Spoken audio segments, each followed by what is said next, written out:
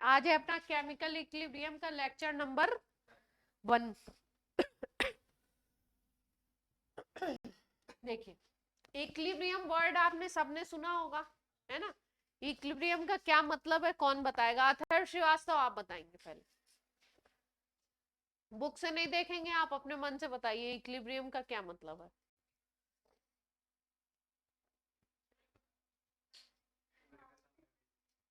Chemical equilibrium मतलब कि equilibrium, equilibrium, only equilibrium. Ma'am जब एक सिस्टम कंजर्व रहे उसमें के पार्टिकल्स डिस्टर्ब ना हो। निकिता,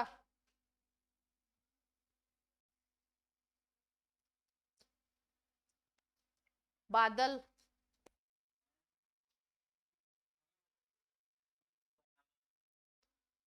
बैलेंस, है ना। बादल, state of balance between two forces, ऐसा कुछ है। Between two forces. फोर्सेस की बात क्यों करेंगे? फोर्सेस की बात करें तो फिजिक्स आ जाएगी, प्रेशर आ जाएगा। तो मैम आपने केमिकल नहीं यूज किया ना, मतलब सिर्फ इक्विलिब्रियम का ओ ठीक है, साक्षी पांडे आप बताइए। चलिए, थर्मोडायनेमिक वेरिएबल कोई कांस्टेंट हो जाए। अच्छा, समृद्धि, इक्वल, नो चेंजेस, जैसा पहले था वैसा ही रहे।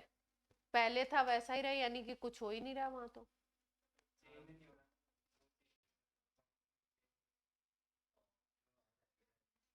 जैसे मान लीजिए कोई सपोज, देखिए ध्यान से देखिए, एक सिचुएशन समझिए। नहीं, हम जिससे पूछेंगे वही बताएगा ना। सपोज ये एक सिचुएशन है, मान लो ये क्या है। मेरी ड्राइंग अच्छी नहीं है, आप लोग समझ लेंगे थोड़ा सा। ये क्या है? कोई वाटर टैंक है ना। पानी निकल रहा है और इधर से आपने इसमें सप्लाई कर रहे हैं, इसमें पानी है ना, बाहर से कहीं से। इनपुट भी है, आउटपुट भी है। इनपुट भी कर रहे हैं और आउटपुट भी हो रहा है, ठीक। लेकिन आप क्या देखते हैं इस सिस्टम में कि इसमें जो वाटर का लेवल है ना वो हमेशा इक्वल दिख रहा है आपको। वाटर का लेवल चेंज ही नहीं हो रहा। वाटर लेवल क्या है? Water level is constant. तो पानी का लेवल तो कांस्टेंट है, लेकिन आप ऐसा थोड़ी कह सकते हो कि आप कोई इसमें कोई प्रोसेस, कोई फिजिकल प्रोसेस आप नहीं कर रहे हो। कर तो रहे हो ना, इनपुट कर रहे हो, आउटपुट भी हो रहा है, यानी प्रोसेस तो चल रहा है। पर प्रोसेस कुछ इस तरीके से चल रहा है कि वाटर लेवल क्या है, मेंटेन है। इसका क्या मतलब है? जिस रेट से आप इनपुट कर रहे हैं उसी रेट से वाटर क्या हो रहा है, बाहर आ रहा है ना। जैसे मान लीजिए, सपोज आपने बोला कि 1 ml पर सेकेंड इनपुट कर रहे हो आप, और उसी 1 ml पर सेकेंड से पानी बाहर जा रहा है। सेम स्पीड से अगर पानी अंदर आ रहा है और सेम वॉल्यूम 1 सेकेंड में अंदर आ रहा है और सेम वॉल्यूम 1 सेकेंड में बाहर जा रहा है, तो वाटर लेवल क्या रहेगा? हमेशा आपको मेंटेन दिखेगा। तो अगर आप बाहर से देखोगे तो आपको लगेगा, अगर ये टैप हाइड कर दिए जाए, ये टैप हाइड कर दिए जाए, तो बाहर से आपको लगेगा कि स्टेडी पोजीशन है, कुछ हो ही नहीं रहा है ना। लेकिन एग्जैक्टली क्या हो रहा है? प्रोसेस तो चल रहा है, लेकिन इस प्रोसेस की स्पेसिफिसिटी क्या है कि आपने जिस रेट से इनपुट कर रहे हो उसी रेट से आउटपुट कर दे रहे हो। वाटर उसी रेट से बाहर जा रहा है और उसी रेट से अंदर आ रहा है ना। लेकिन ऐसा नहीं है कि प्रोसेस नहीं हो रहा है। तो अब हम यहाँ पे, ये तो एक फिजिकल इक्विलिब्रियम की सिचुएशन है। यहाँ पे हम कह सकते हैं कि अगर पानी का लेवल सेम है, तो फिजिक्स में आप लोग P is equal to H D G पढ़ते हैं, एक फॉर्मूला है ना, जिससे प्रेशर निकालते हो। तो आप कह सकते हो कि वाटर लेवल की वजह से जो प्रेशर होगा वो हमेशा क्या रहेगा, कांस्टेंट रहेगा, अगर प्रोसेस इसी रेट से चल रहा है। तो एक तरीके से इसको आप बोल सकते हो सिचुएशन ऑफ फिजिकल इक्विलिब्रियम। एक सिचुएशन आपको, ये सिचुएशन है आपकी फिजिकल इक्विलिब्रियम की, और आपको जो इक्विलिब्रियम वर्ड की बात की गई थी उसमें सबसे सही आंसर किसी ने दिया था। इक्विलिब्रियम का मतलब क्या है, वैसे अगर सोचो तो इक्विलिब्रियम का मतलब है बैलेंस। क्या मतलब है? बैलेंस। चीजें क्या है? बैलेंस है। जैसे अभी पहले क्या होता था, अभी जो है इलेक्ट्रॉनिक, जो वेजिटेबल मार्केट में आप देखो सब्जी लेने जाते हो तो इलेक्ट्रॉनिक मशीन्स होती हैं ना। पहले क्या होते थे, वेट बैलेंस होते थे, या केमिकल लैब में, केमिस्ट्री लैब में भी जाओ तो बैलेंस होते हैं।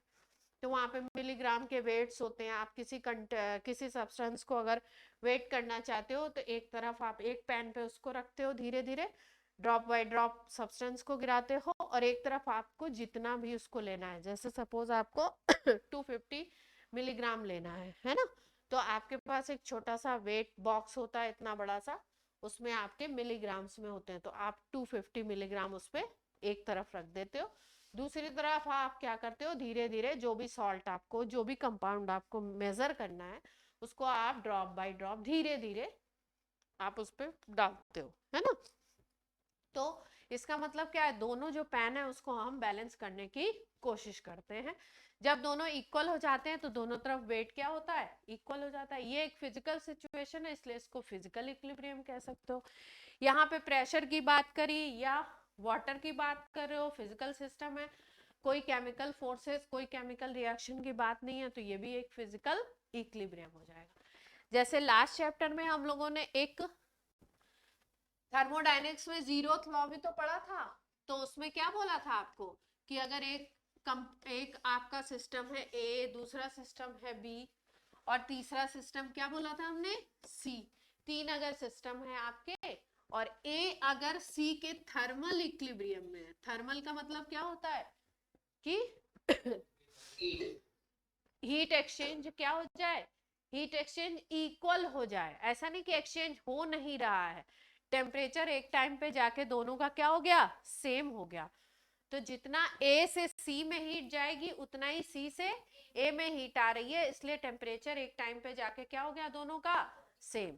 तो जीरोथ लॉ में हमने किसकी बात करी थी, थर्मल इक्विलिब्रियम की।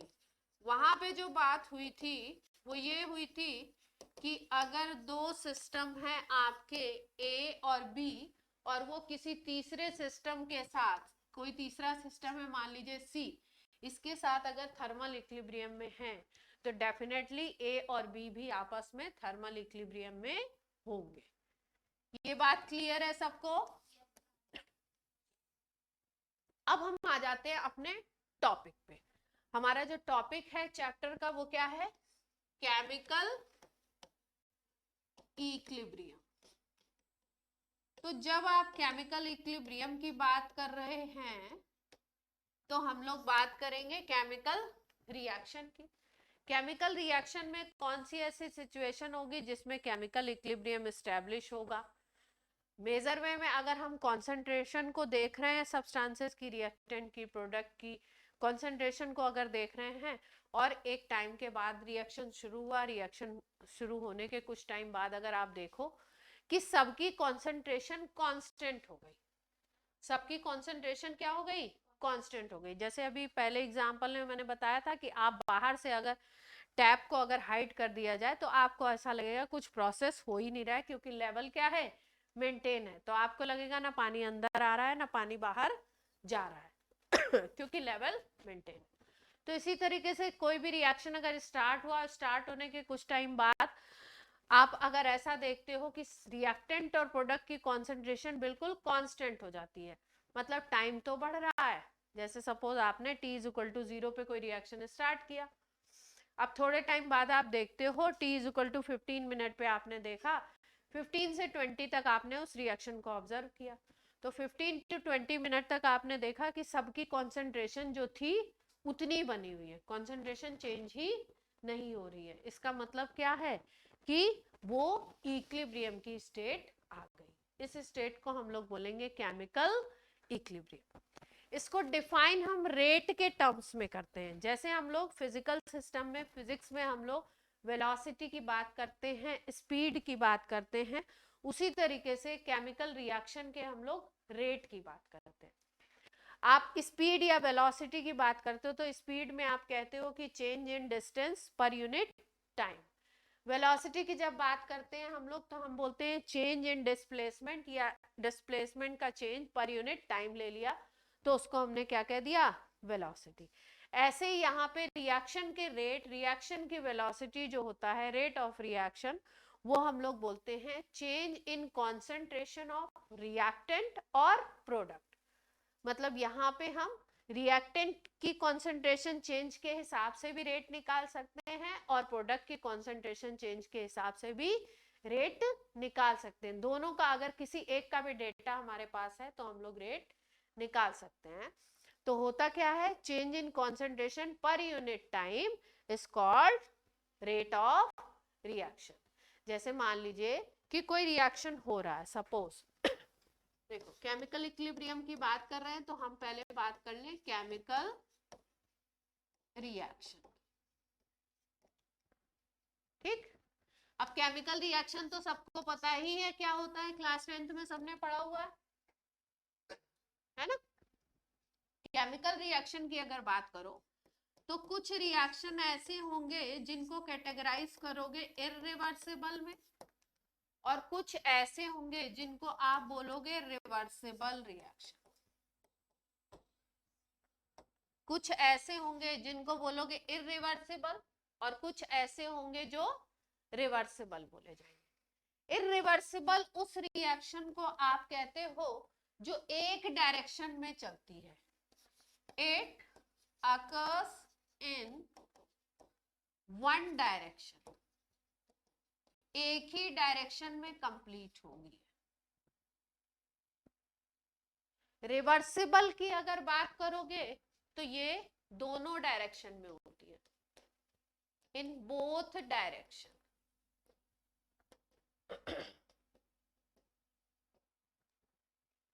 जैसे एग्जांपल आप ले सकते हो कि मान लो कोई रिएक्शन सपोज हो रहा है, ए और बी रिएक्टेंट है और मिलकर के बना रहे हैं प्रोडक्ट सी। अगर आपने ये सिंगल एरो लगाया यानी कि रिएक्शन है इररिवर्सिबल, सी फिर से ए और बी नहीं बना सकता, एक ही डायरेक्शन का रिएक्शन है, यूनिडायरेक्शनल हो रहा है, तो ऐसे को बोलते हो जो रिवर्स डायरेक्शन में नहीं हो सकता, ओनली इन फॉरवर्ड डायरेक्शन की बात कर रहे हैं हम, तो उसको क्या बोलोगे, इररिवर्सिबल। रिवर्सिबल में आप कह सकते हो ए और बी मिलकर के मान लीजिए सी बनाते हैं और थोड़े टाइम बाद आप देखिए तो सी ब्रेक होकर के ए और बी बना दे। दोनों डायरेक्शन में अगर रिएक्शन होता है तो रिवर्सिबल का साइन इस तरीके का लगाते हैं।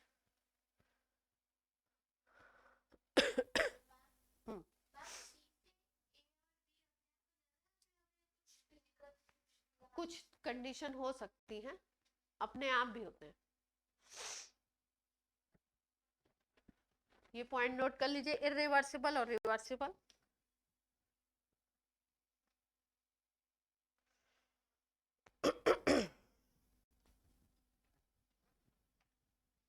नोट हो गया ऑनलाइन?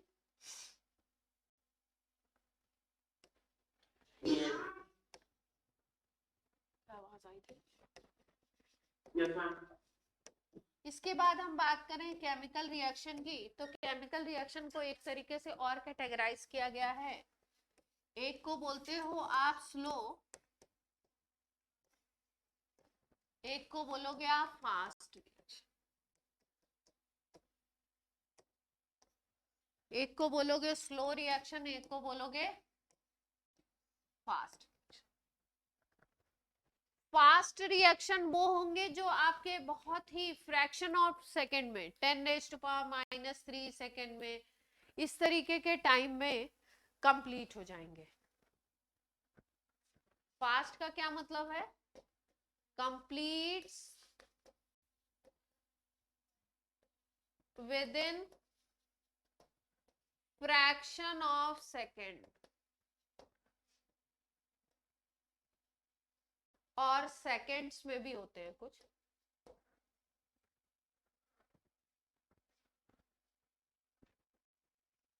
स्लो की अगर बात करो तो आवर्स में कंप्लीट होंगे, डेज में कंप्लीट होंगे,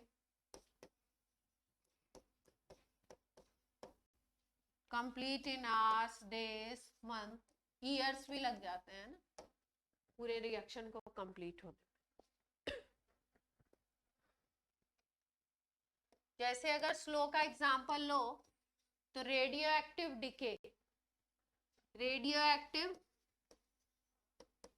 एक्टिविटी से जो रिलेटेड रिएक्शंस होते हैं वो कंप्लीट ही नहीं होते हैं जल्दी से, ईयर्स में कंप्लीट होते हैं। फास्ट रिएक्शन की अगर बात करो तो स्पेसिफिकली वो रिएक्शन जिसमें आयंस रिएक्ट करते हैं आपस में, आयनिक कंपाउंड अगर रिएक्ट कराते हो तो आयंस की स्पीड बहुत ज्यादा होती है, तो ये फास्ट होते हैं। आप एग्जांपल में लिख सकते हो आयनिक रिएक्शंस।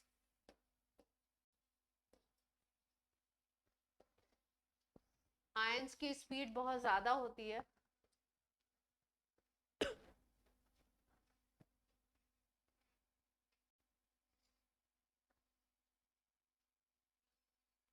कुछ बुक्स इसमें एक मॉडरेट कैटेगरी भी देती हैं, बीच का कुछ आ गया तो।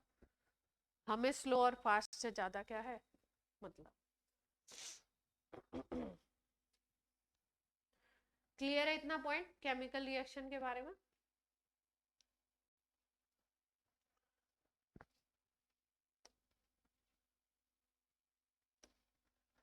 अब हम लोग बात कर लेते हैं थोड़ा सा रेट ऑफ रिएक्शन के बारे में बात करें, फिर इक्विलिब्रियम पे। Rate of reaction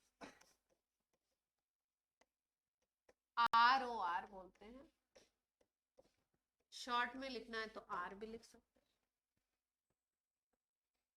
rate of reaction, ठीक है, किसी रिएक्शन की स्पीड की बात कर रहे हैं तो रिएक्शन में कंसंट्रेशन के टर्म्स में स्पीड देखते हैं हम लोग, तो क्या बोलेंगे रेट ऑफ रिएक्शन क्या होता है? चेंज इन कंसंट्रेशन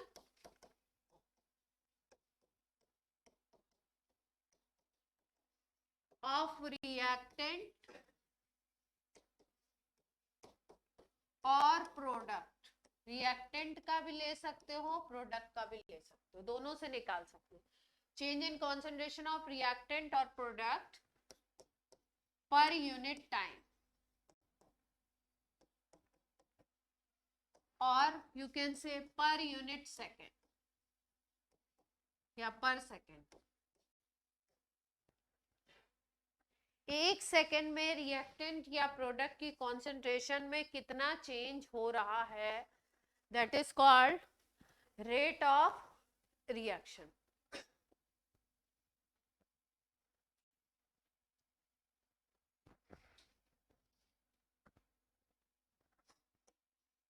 मान लीजिए ये रिएक्शन हो रहा है, ए और बी मिलकर के क्या बना रहे हैं, सी एंड डी। तो रिएक्शन को देख के आपको पता लग रहा है कि ए क्या है आपका, ए और बी क्या है, रिएक्टेंट है, ये रिएक्टेंट साइड है, और ये वाला साइड क्या है, प्रोडक्ट साइड है, ठीक है। अब मान लीजिए इस रिएक्शन में आपको दे दिया, क्या गिवन है, बोला इन्होंने कि t is equal to 0 second पे ए का कॉन्सेंट्रेशन जो था वो था आपका 5 मोल पर लीटर। कितना था, 5 मोल पर लीटर। और बोला t is equal to 15 second पर इसका जो कॉन्सेंट्रेशन है वो हो जाता है 2.5 मोल पर लीटर।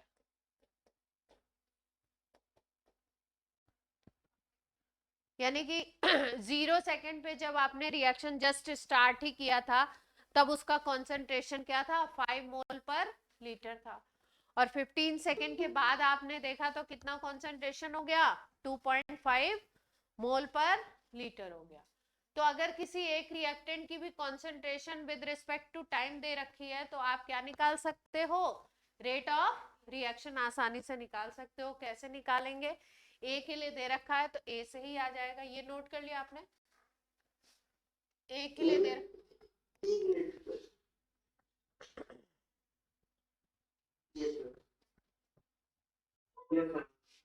ओके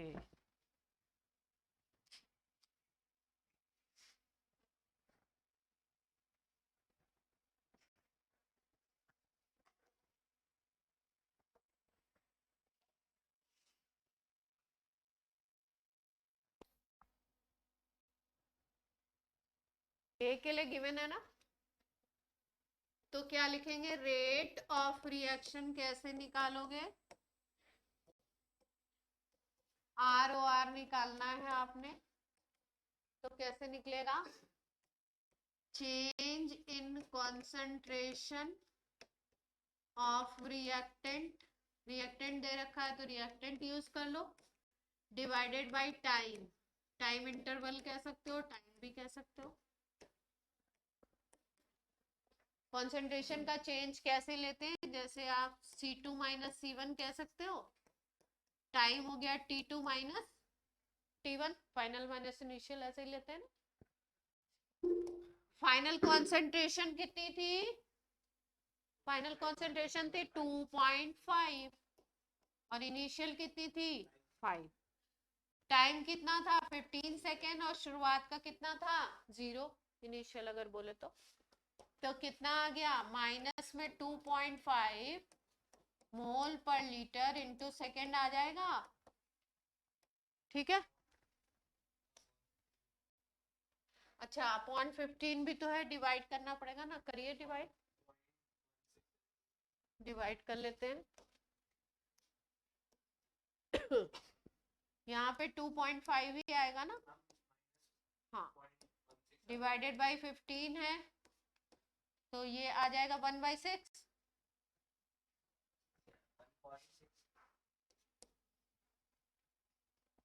तो 1/6 कितना आएगा, डिवाइड कर लो जरा, कितना आ जाएगा,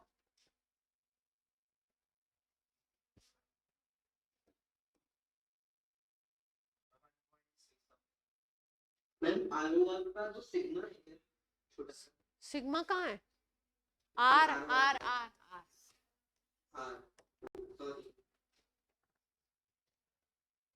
ठीक है। अब आप बोलोगे रेट की बात कर रहे हैं, स्पीड की बात कर रहे हैं, तो ये माइनस में क्यों आ रहा है, केमिकल रिएक्शन की रेट तो माइनस में तो होनी नहीं चाहिए, है ना। तो इसके लिए एक सॉल्यूशन बताया गया कि जब भी आप रेट का एक्सप्रेशन लिखोगे, रेट निकालोगे किसके लिए, रिएक्टेंट के लिए, तो उसमें एक एडिशनल साइन क्या लगाओगे, माइनस का। यहाँ पे माइनस आता क्यों है, माइनस इसलिए आता है कि जैसे जैसे रिएक्शन प्रोसीड करेगा, रिएक्टेंट की कॉन्सेंट्रेशन तो कम होगी ना, रिएक्टेंट यूज हो रहा है और यूज होने के बाद क्या बना रहा है, प्रोडक्ट बना रहा है ना, तो प्रोडक्ट की कॉन्सेंट्रेशन तो बढ़ेगी टाइम के साथ, रिएक्टेंट की कॉन्सेंट्रेशन कम होगी। तो अगर प्रोडक्ट के हिसाब से आप निकालोगे रेट, तो प्रोडक्ट मान लो शुरुआत में 0 था, बाद में हो जाता है 2 मोल, है ना, 2 मोल पर लीटर, तो इसका मतलब प्रोडक्ट की फाइनल कॉन्सेंट्रेशन 2 है और इनिशियल 0 है, फाइनल माइनस इनिशियल करके ही निकालते हैं हम किसी भी कॉन्सेप्ट को चेंज निकालने के लिए, तो 2 माइनस 0 करोगे तो उसकी वैल्यू तो पॉजिटिव आएगी। लेकिन यहाँ पे क्या हो रहा है, शुरू में जो कंसंट्रेशन थी वो 5 थी, बाद में कितनी हो गई रिएक्टेंट की 2.5, कम हो रही है, तो फाइनल कम है और इनिशियल ज्यादा है, तो ऑब्वियस सी बात वैल्यू किस में आएगी, रिएक्टेंट के लिए माइनस में आती है हमेशा। इसलिए यहाँ पे रेट को निकालने के लिए हम क्या करते हैं, रेट आप ऐसे भी लिख सकते हो, माइनस में भी लिख सकते हो, ये अंडरस्टूड है। ये माइनस साइन जो है ये डिनोट करता है that reactant concentration decreases with time. तो रेट तो आप क्या बताओगे, 0.166 ही बताओगे, माइनस साइन यहाँ पे क्या शो कर रहा है कि रिएक्टेंट की कॉन्सेंट्रेशन कम हो रही है, इसलिए ज्यादातर क्या करते हैं, यहाँ पे एक माइनस साइन पहले से लगा देते हैं, तो वैल्यू क्या आ जाती है प्लस में, रिएक्टेंट के लिए, प्रोडक्ट के लिए नहीं लिखेंगे। क्लियर है बात? Online offline? Yes ma'am clear है।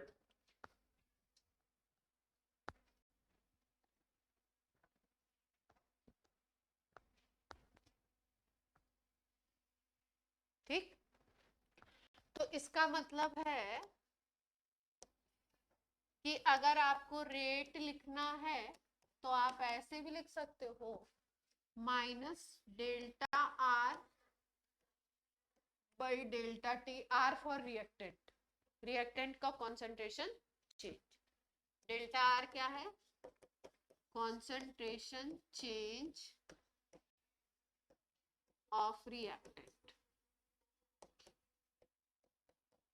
और ऐसे भी लिख सकते हो, यहाँ पे पॉजिटिव साइन लेते हुए delta P by delta T.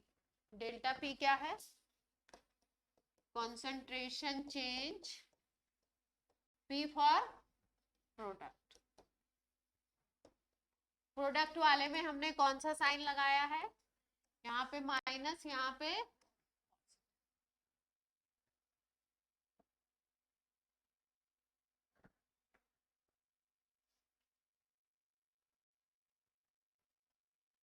ठीक है। वैल्यूज अगर बहुत छोटी होती है तो डिफरेंशियल लगा देते हैं, तो एक ये भी आ सकता है आपका।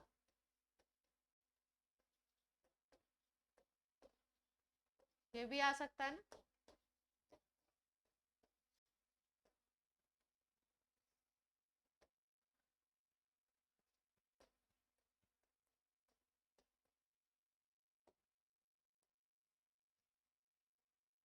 चेंजेस अगर बहुत छोटे हो ये भी ले सकते हैं।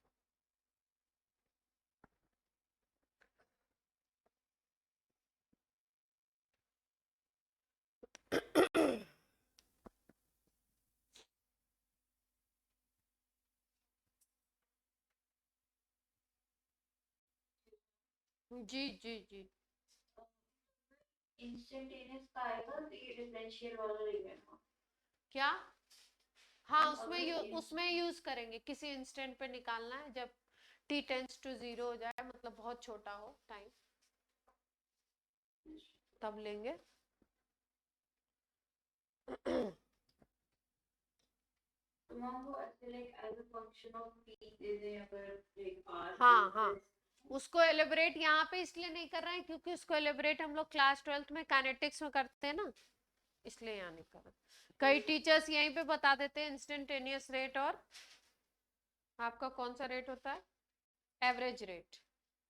एक एवरेज आता है, जैसे वेलोसिटी में आता है ना, instantaneous velocity and average velocity, average speed की बात करते हैं।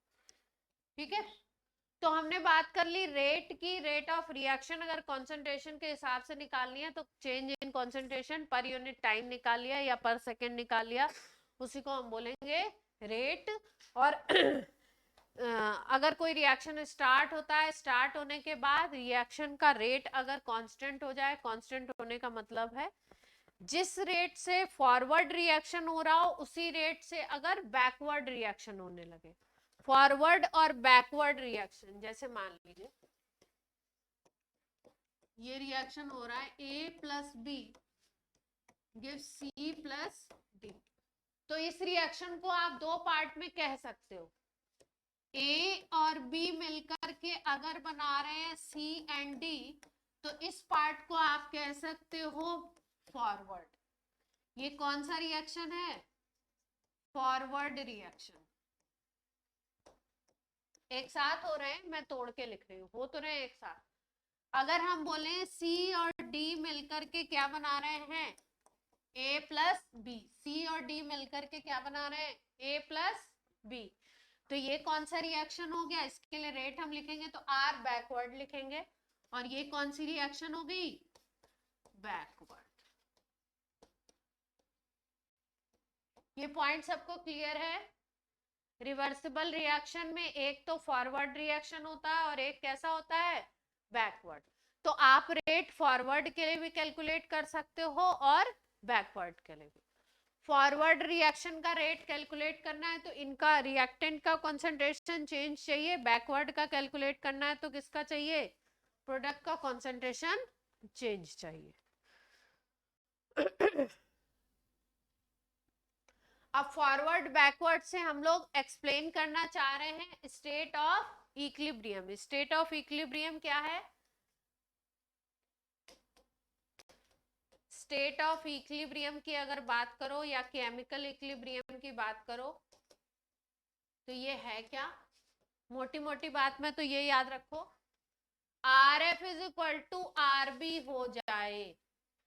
Are F is equal to R B मतलब जिस रेट से फॉरवर्ड रिएक्शन हो रहा है उसी रेट से आपका बैकवर्ड रिएक्शन होने लगे, दोनों की स्पीड सेम हो जाए तो क्या बोलोगे उस पॉइंट को? Equilibrium point.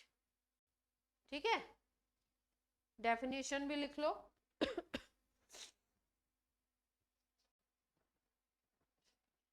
In a reaction, in a reversible reaction, condition reversible की है, in a reversible reaction when rate of forward reaction and backward reaction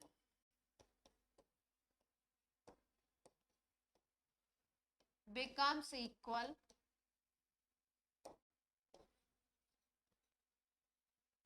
it is called chemical equilibrium।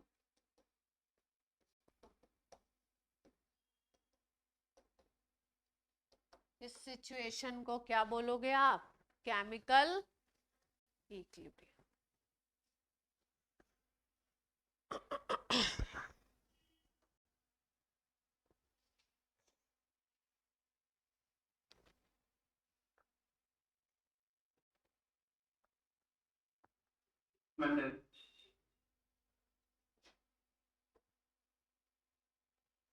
बादल क्या बात?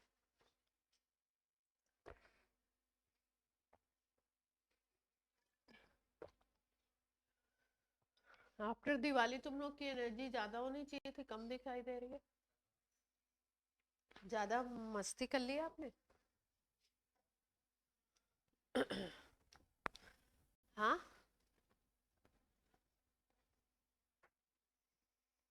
चलो अब इक्विलिब्रियम की प्रॉपर्टीज करते हैं। इक्विलिब्रियम में क्या क्या प्रॉपर्टीज हमको देखने को मिलेंगी, इक्विलिब्रियम में कि क्या क्या सिचुएशन, क्या क्या कंडीशन होगी, क्या क्या प्रॉपर्टीज होंगी, एक ही बात है, उसको करते हैं। क्या रिवर्सिबल में ही अचीव होता है, इरिवर्सिबल में अचीव ही नहीं हो। एक डायरेक्शन में अगर रिएक्शन हो रहा है तो वहां पे इक्विलिब्रियम एस्टेब्लिश ही नहीं हो पाता। प्रोडक्ट बनने के बाद इक्विलिब्रियम में क्यों आ जाएगा? ये रिएक्टेंट से मान लो प्रोडक्ट बन रहा है, अब प्रोडक्ट से रिएक्टेंट बन ही नहीं रहा है तो फॉरवर्ड बैकवर्ड की बात कहां से करो? हाँ। नहीं नहीं, अभी बता, कंसंट्रेशन के ग्राफ वगैरह से समझाते हैं तो और समझ।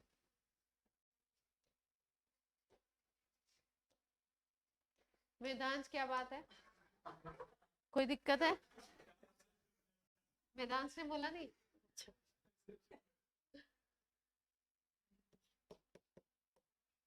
फीचर्स ऑफ इक्विलिब्रियम,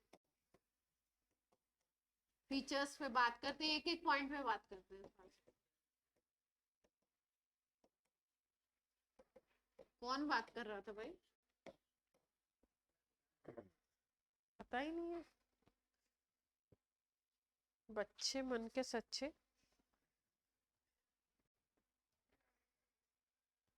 हैं।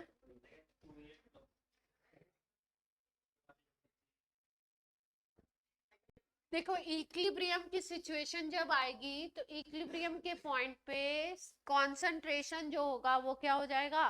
कांस्टेंट। रिएक्टेंट के भी कंसंट्रेशन कांस्टेंट हो जाते हैं और प्रोडक्ट के भी कंसंट्रेशन कांस्टेंट हो जाएंगे।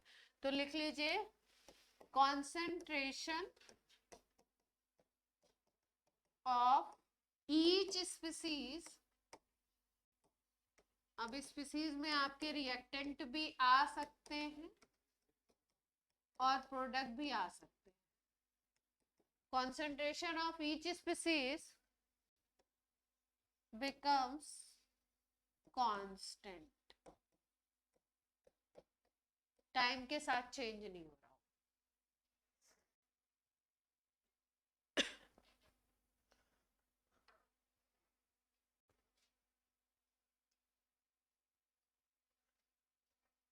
अब ध्यान से देखो, एक ग्राफ देखते हैं. मान लो y एक्सिस पे हमने लिया रेट, ठीक है, और x एक्सिस पे हम देख रहे हैं टाइम. रिएक्टेंट तो शुरू में, जैसे मान लीजिए कोई रिएक्शन हो रहा है, ये बना रहा है कोई प्रोडक्ट, ठीक है. शुरू में मान लीजिए हमने इसके 5 मोल ले लिए, इसके 5 मोल ले लिए, t is equal to 0 second पे. तब प्रोडक्ट तो 0 होगा जब रिएक्शन स्टार्ट नहीं हुआ है. t इज इक्वल टू 0 पे रिएक्शन स्टार्ट नहीं हुआ है, इसके बाद रिएक्शन स्टार्ट होगा. मान लीजिए t is equal to 5 second पे हमने फिर से देखा इसको, तो यहाँ पे हमने देखा ये हो गया मान लीजिए 2, ये हो गया 2 और ये हो गया 4.5 हो गया. सपोज एक ऐसे एग्जांपल ले, ये 2 हो गया, ये 2 हो गया रिएक्टेंट, और ये वाला प्रोडक्ट क्या हो गया 4.5. तो अगर ध्यान से देखो तो शुरू में रिएक्टेंट की कॉन्सेंट्रेशन ज्यादा थी और प्रोडक्ट की कॉन्सेंट्रेशन तो 0 थी. फिर धीरे धीरे आप देखोगे कि रिएक्टेंट की कॉन्सेंट्रेशन, क्योंकि रिएक्टेंट आपस में रिएक्ट करके प्रोडक्ट बनाएगा, तो रिएक्टेंट की कॉन्सेंट्रेशन धीरे धीरे डिक्रीज करेगी क्योंकि ये यूज हो रहा है, और प्रोडक्ट की कॉन्सेंट्रेशन धीरे धीरे 0 से क्या जाएगी, ऊपर जाएगी. तो धीरे धीरे हम लोग क्या देखते हैं कि रिएक्शन के रेट में, फॉरवर्ड रिएक्शन का रेट धीरे धीरे, पहले शुरू में क्योंकि रिएक्टेंट की कॉन्सेंट्रेशन बहुत ज्यादा होती है इसलिए रेट बहुत ज्यादा होता है. फिर धीरे धीरे फॉरवर्ड रिएक्शन का रेट, क्योंकि कॉन्सेंट्रेशन कम होती जाती है तो कम होता जाता है. और जो बैकवर्ड रिएक्शन है, बैकवर्ड रिएक्शन में पहले प्रोडक्ट क्या था 0 था, फिर 0 से मान लो 1 हुआ, फिर 1.2 हुआ, फिर 2.5 हुआ. तो विद द टाइम प्रोडक्ट की कॉन्सेंट्रेशन धीरे धीरे बढ़ेगी, तो प्रोडक्ट का रेट क्या होगा, धीरे धीरे बढ़ेगा. तो हम लोग देखते हैं कि फॉरवर्ड का रेट धीरे धीरे कम होता है, बैकवर्ड का रेट धीरे धीरे बढ़ता है, और एक सिचुएशन ऐसी आती है जिसमें दोनों का रेट क्या हो जाता है, इक्वल हो जाता है. उस पॉइंट को हम क्या बोल देते हैं, केमिकल इक्विलिब्रियम. तो अगर रेट के टर्म्स में आप बनाओ तो कुछ ग्राफ इस तरीके से आता है.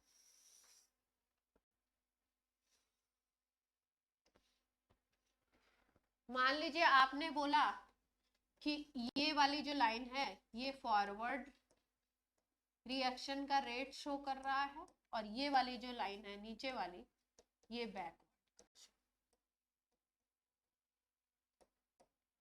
तो आप देखिए टाइम जैसे जैसे बढ़ रहा है एक्स एक्सिस पे, वाई एक्सिस पे फॉरवर्ड का रेट धीरे धीरे क्या हो रहा है, कम हो रहा है, और बैकवर्ड का रेट धीरे धीरे क्या हो रहा है, बढ़ रहा है. एक पॉइंट ऐसा आया, ये वाला पॉइंट, यहाँ पे जाकर के फॉरवर्ड और बैकवर्ड दोनों का रेट क्या हो गया, इक्वल हो गया, एक ही लाइन मिलने लगी हमको. तो इस पॉइंट को क्या बोलोगे,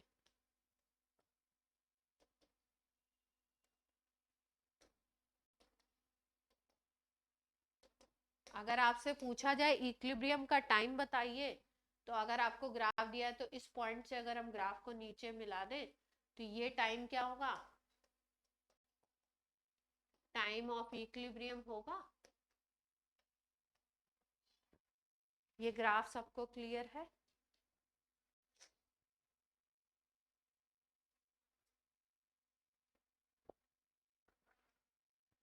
अक्षरा बात समझ में आ रही है?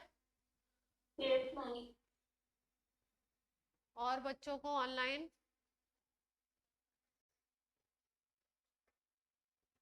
Yes, ma'am. गार्गी कर चुके हो पहले चैप्टर? हाँ? नहीं, वापस डिवाइड क्यों नहीं? हाँ, रिटेन हो गया. अगर टेम्परेचर प्रेशर वगैरह कंडीशन चेंज नहीं करोगे तो रिटेन रहेगा, मेंटेन रहेगा. चेंज करोगे तो चेंज आ सकता है।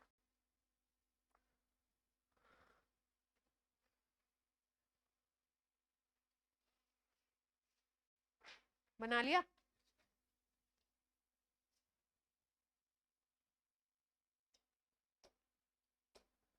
सेकंड पॉइंट पे आए।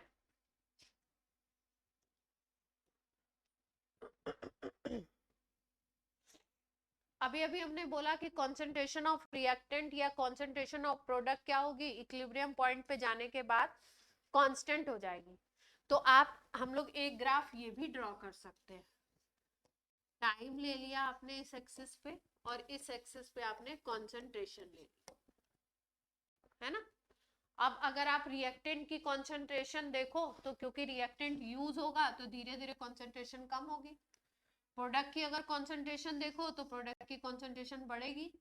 एक टाइम ऐसा आएगा कि दोनों की कंसंट्रेशन क्या हो जाएगी, कांस्टेंट हो जाएगी। तो ये किसके लिए है,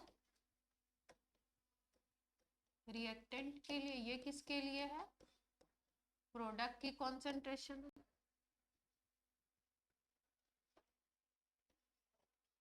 फिजिक्स हो या केमिस्ट्री हो, आपको अगर कोई ग्राफ आपके सिलेबस में है तो आपको उस ग्राफ का क्या होना चाहिए, ए टू जेड पता होना चाहिए, वो ग्राफ क्या कहता है। ठीक है, वो बात आपको समझ में आनी चाहिए, क्योंकि जेई में ऐसे सवाल क्या होते हैं, आते हैं, और अगर आपको कॉन्सेप्ट पता है तो बहुत इजी होते हैं, और कॉन्सेप्ट नहीं पता है तो क्या हो जाते हैं वो सवाल आपके लिए हार्ड हो जाते हैं।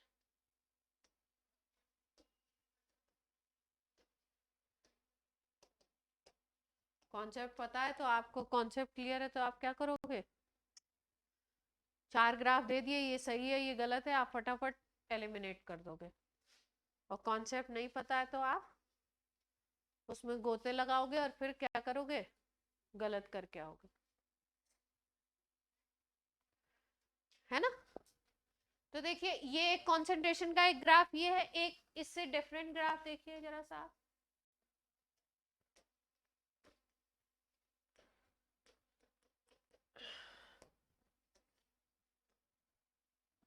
एक ग्राफ ऐसा भी मिल सकता है।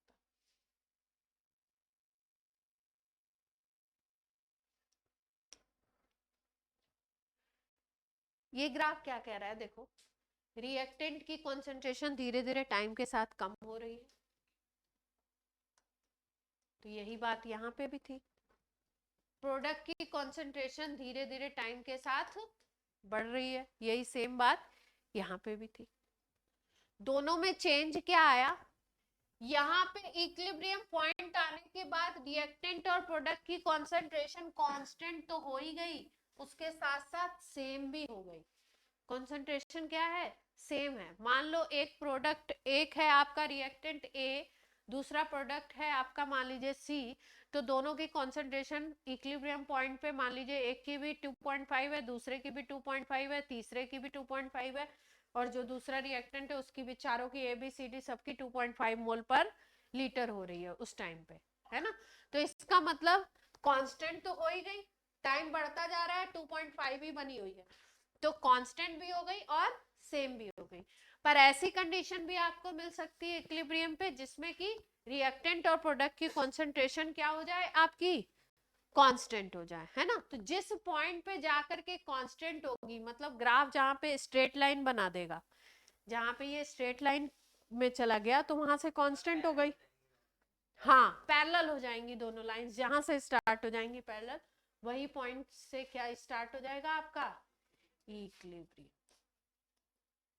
बात समझ आ रही है, इन दोनों ग्राफ में बेसिक डिफरेंस समझ में आया। यहाँ पे रिएक्टेंट और प्रोडक्ट की कंसंट्रेशन सेम नहीं है, ये देखिए प्रोडक्ट की कंसंट्रेशन कांस्टेंट हो रही है, रिएक्टेंट की भी कांस्टेंट हो रही है, लेकिन सेम नहीं है। प्रोडक्ट की यहाँ पे है और रिएक्टेंट की कहाँ है, इस पॉइंट पे। चाहिए तो ग्राफ के बगल में लिख लीजिए।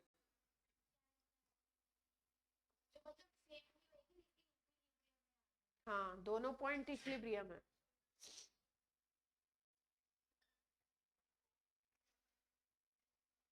मैम एक बार ये थर्ड वाला ग्राफ हम्म थर्ड वाला ग्राफ थर्ड वाला ग्राफ देखिए, थर्ड वाले ग्राफ में पहली सिचुएशन रिएक्टेंट की कंसंट्रेशन, टाइम इधर बढ़ रहा है, रिएक्टेंट की कंसंट्रेशन कम हो रही है। दूसरी सिचुएशन टाइम इधर टाइम चेंज हो रहा है और प्रोडक्ट की कंसंट्रेशन बढ़ रही है। एक टाइम ऐसा आया जिसके बाद ये लाइन क्या हो गई, स्ट्रेट लाइन हो गई, बिल्कुल सीधी हो गई इस तरीके से। इसका मतलब कॉन्सेंट टाइम तो बढ़ रहा है लेकिन कॉन्सेंट्रेशन क्या हो गई, कांस्टेंट। दोनों की कंसंट्रेशन कांस्टेंट हो गई, लेकिन कंसंट्रेशन के ग्राफ सेम नहीं है। यहाँ पे कंसंट्रेशन के ग्राफ सेम हो गए। इसका मतलब अगर यहाँ पे तुम कंसंट्रेशन कुछ भी मानते हो, 5 मानते हो, तो 5 हो गई दोनों की। और यहाँ पे क्या है, कंसंट्रेशन कांस्टेंट तो हो रही है लेकिन मान लो इसकी 4 है और इसकी 5 है। टाइम बढ़ता जा रहा है, रिएक्शन होती जा रही है, लेकिन कंसंट्रेशन क्या दिख रही है आपको, कांस्टेंट। तो बाहर से अगर केवल कंसंट्रेशन ऑब्जर्व करोगे तो आप ये भी कह सकते हो कि रिएक्शन नहीं हो रहा है। केवल अगर कंसंट्रेशन का डेटा आपको एक्सपेरिमेंट में दिखाया जाए तो आप बोलोगे रिएक्शन नहीं हो रहा है। बाहर से आपको स्टैटिक दिखेगा सिस्टम, लेकिन अंदर क्या हो रहा है, रिएक्शन हो रहा है, but it is in equilibrium. Clear है? हाँ जी बोलिए। एक ग्राफ ऐसे डांस बनाते हैं जैसे कट कर रहे हो एक दूसरे को। हाँ बिल्कुल बना सकते हैं, बना रहे हैं अभी, अगला ग्राफ वही है।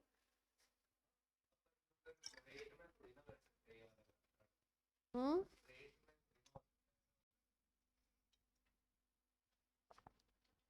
रेट तो सेम लेनी पड़ेगी ना, फॉरवर्ड और बैकवर्ड।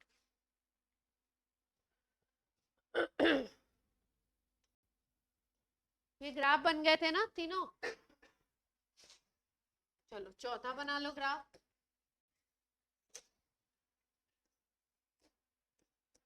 एक ग्राफ आपको ऐसा भी मिल सकता है।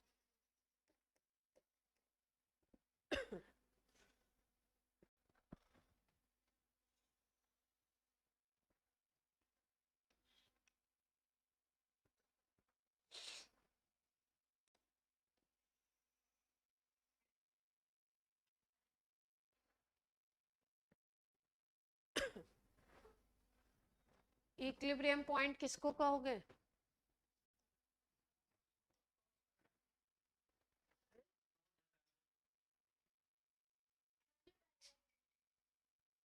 जहाँ पे पैरेलल हो जाएगा ना, कंसंट्रेशन बिल्कुल कांस्टेंट हो जाएगी।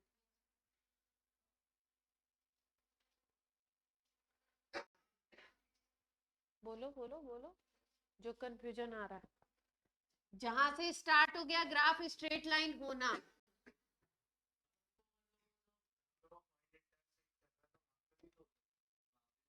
नहीं वहां पे कैसे होगा, वहां पे कंसंट्रेशन सेम होगी, लेकिन जरूरी नहीं है ना कि ये पार्ट और ये पार्ट सेम हो, ये कंसंट्रेशन।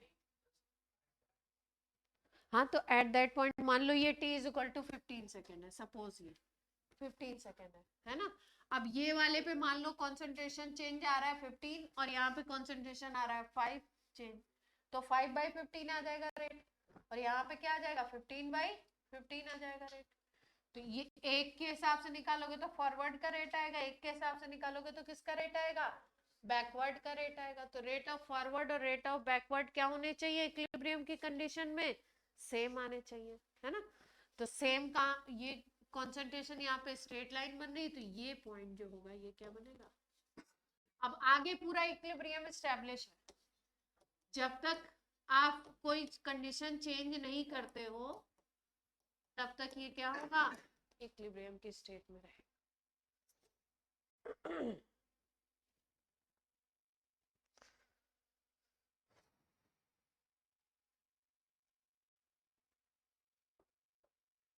4 कंडीशन करी हमने।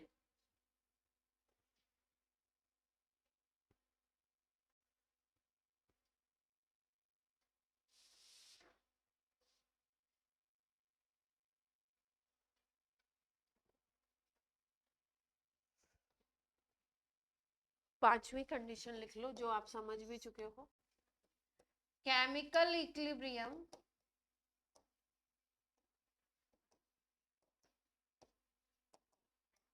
is dynamic in nature.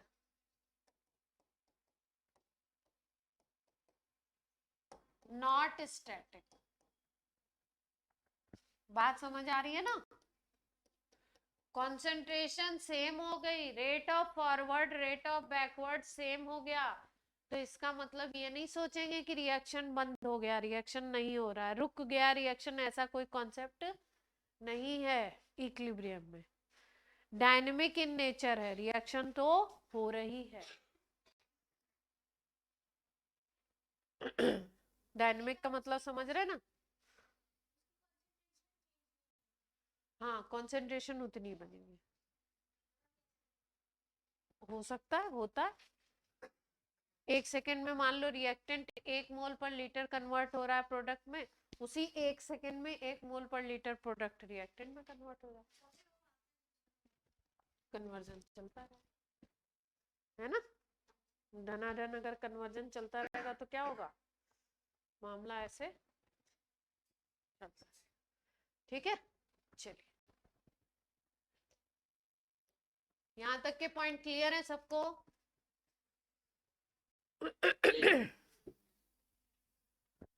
Yes, ma'am.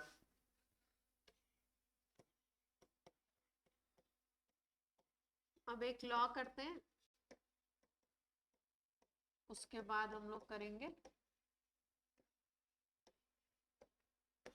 Rate constant और उसकी बातें, इक्विलिब्रियम कांस्टेंट की बातें करेंगे। इक्विलिब्रियम की बात कर ली, अब हम बात करेंगे इक्विलिब्रियम कांस्टेंट की, रेट कांस्टेंट की।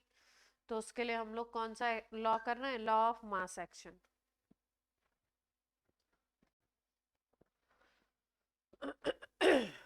ठीक है, लॉ ऑफ मास एक्शन के पहले समझ लें, एक टर्म इस चैप्टर में आता है एक्टिव मास।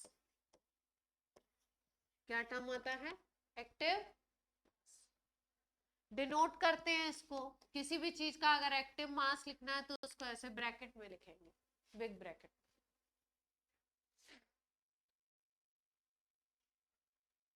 जैसे मान लो ये रिएक्शन हो रहा है A plus B gives C plus D, अगर हमने ऐसे लिखा, ये लिख दिया, तो इसका मतलब हम क्या बात कर रहे हैं, एक्टिव मास ऑफ A की बात कर रहे हैं।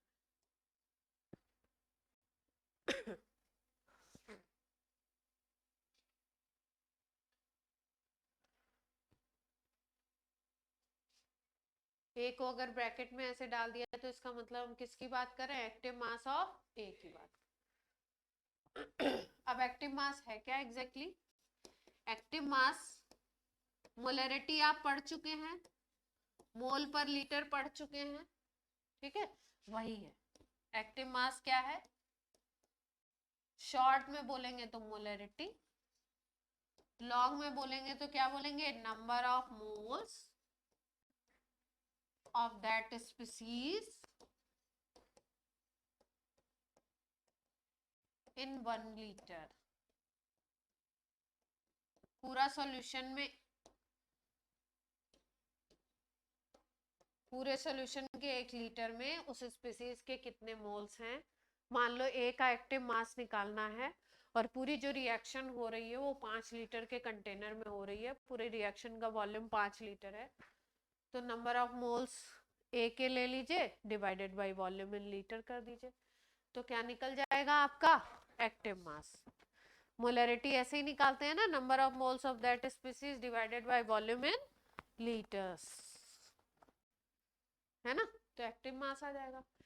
एक्टिव मास को ही लेकर के दो साइंटिस्ट थे, इन लोगों ने क्या दिया था, लॉ ऑफ मास एक्शन दिया था। क्या था मास एक्शन का लॉ, देखिए ध्यान से, कुछ खास बात नहीं है, सुपर इजी बात है। क्या हुआ सोहम, कौन सी स्लाइड चेंज करना है, करंट तो यही है।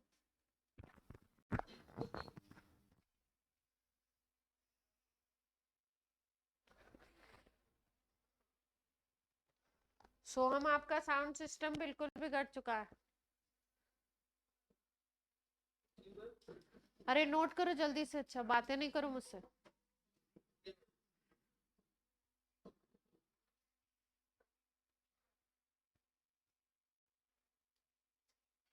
हो गया।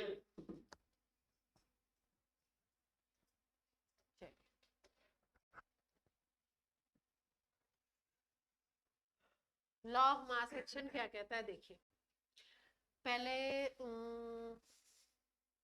एक्सप्रेशन से लिख के सिखा देते हैं, फिर डेफिनेशन लिखिएगा मत, पहले देखिए ये रिएक्शन हो रहा है, पहले आपको देखो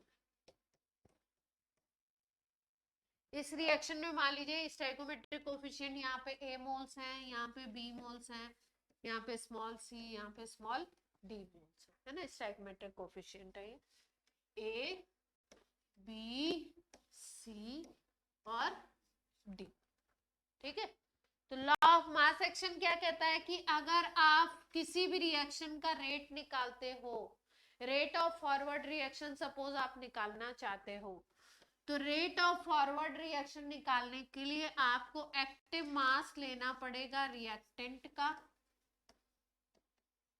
उनको करना पड़ेगा मल्टीप्लाई, और जो स्टोइकोमेट्रिक कोफिशिएंट है वो कहाँ पे चले जाएंगे, उसकी पावर्स में चले, यानी rate of forward reaction directly proportional होता है किसके, एक्टिव मासेस के मल्टीप्लिकेशन के, और उन एक्टिव मासेस में उनके क्या ऐड करते हैं हम लोग, पावर्स को ऐड करते हैं। स्टोइकोमेट्रिक कोफिशिएंट को हम लोग किस रूप में लिखते हैं, पावर्स के फॉर्म में डालते हैं, है ना।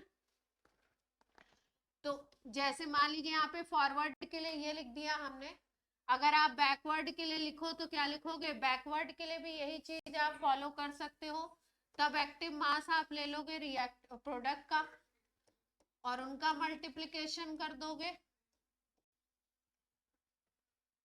ठीक है।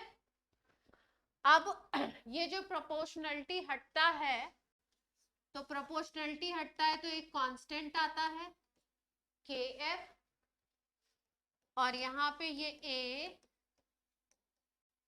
ये तो एक्टिव मासेस तो आएंगे ही आएंगे, यहाँ पे प्रोपोर्शनलिटी हटेगा तो यहाँ पे आएगा KB C raised to power C D raised to power D। Law of mass action केवल इतना ही है, किसी रिएक्शन का रेट अगर आप निकालते हो तो उसका रेट उसके जो भी रिएक्टेंट्स हैं उनके एक्टिव मासेस के डायरेक्टली प्रोपोर्शनल होता है। एक्टिव मासेस अगर कई सारे रिएक्टेंट हैं तो उनके एक्टिव मासेस के मल्टीप्लिकेशन के डायरेक्टली प्रोपोर्शनल होगा, और अगर उनमें स्टोइकोमेट्रिक कोफिशिएंट 1 नहीं है, कुछ नंबर है 1 2 3 4 जो भी नंबर है, तो वो नंबर भी उसके एक्सपोनेंट्स के फॉर्म में ऊपर फॉर्म आपके आएगा, है ना।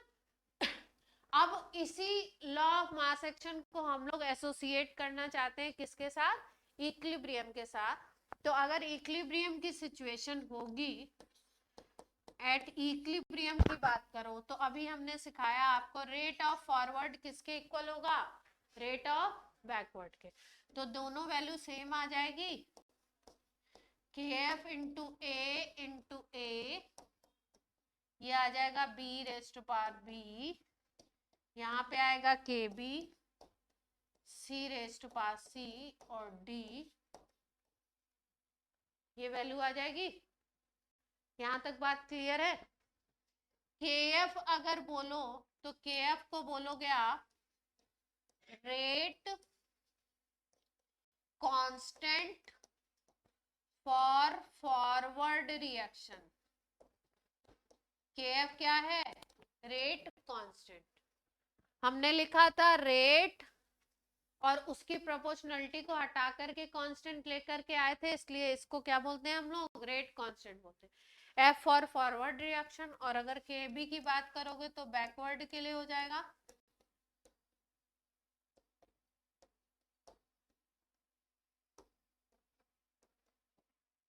अभी किसी ने नोट नहीं किया ना,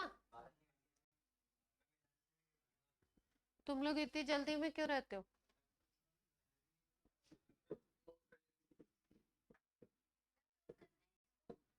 अभी नहीं, पूरा एक्सप्रेशन तो बन जाने दो। अब क्या आ गया, KF इज इक्वल टू, ये एक्सप्रेशन आ गया,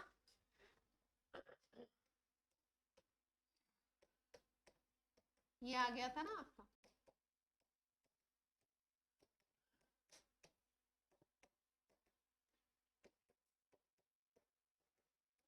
ये एक्सप्रेशन आ गया था, ठीक।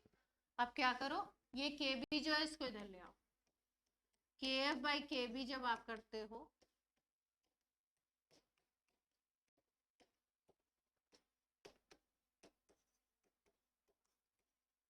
ये तो सबको समझ आ रहा होगा, इसमें तो कुछ डिफिकल्ट है नहीं। के एफ बाई के बी, ये जो रेशियो है, rate constant for forward reaction and rate constant for backward reaction, इसका जो रेशियो निकालते हैं, इसको हम लोग नया नाम देते हैं, इसको हम बोलते हैं K c, that is called equilibrium constant. क्या नाम देते हैं इसको? के एफ के बी रेट कांस्टेंट है, के सी क्या है? इक्विलिब्रियम कांस्टेंट, ठीक है। एक्सप्रेशन लिख लो पूरा, फिर उसके बाद आपको लॉ लिखवा देते हैं।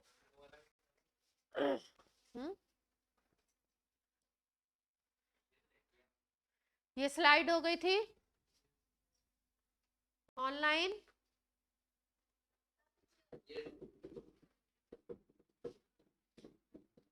सोम आप अपना माइक बंद कर दो।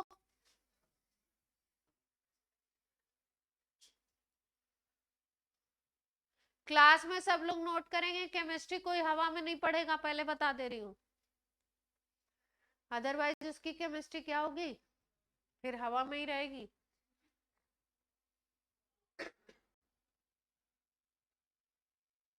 है ना?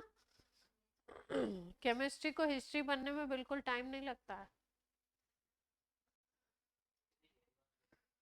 बहुत गहरी बात है। बहुत सारे लोगों को मैंने देखा है बुक खोले पढ़ रहे हैं, अरे क्या पढ़ रहे हो, या तो 10 बार उसको पढ़ चुके हो, बस माइंड रीडिंग कर रहे हैं, ध्यान कर रहे हैं, उसमें तो अलग बात है। और पहली बार पढ़ने बैठे हैं और क्या है, बुक लेके बैठे हैं, न पेन है न कॉपी है, तो फिर कुछ नहीं पढ़ रहे हैं इसका मतलब। या तो न्यूटन है। हाँ जी, जैसे जब साइंटिस्ट ने लॉ निकाला अपने प्रोडक्ट को दिमाग में रखा, हाँ ये देखिए जो लॉ है इसमें उन्होंने प्रोडक्ट कैसे किया, थोड़ा सा लाइक आइडिया दे।